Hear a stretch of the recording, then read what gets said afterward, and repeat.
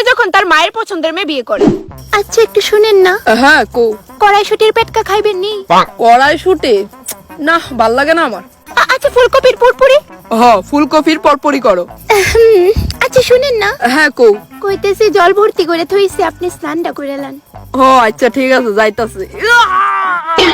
মা মা তাড়াতাড়ি দেখা যান, তাইনে যদি কি তা হইতাছে। আরে না না, ঠিক আছে, আমি কিচ্ছু হইছে না। আমি অ্যাম্বুলেন্সে ফোন করি। আরে না না, কান্দতেছো কেন তুমি? অনেকক্ষণ পর উঠতাছি তো, এলিগা রগে টান মারছে। এইভাবে ভয় দেখায় না আমারে, বুঝছেন? একটু লেগে স্ট্রোক করে লাইতাম।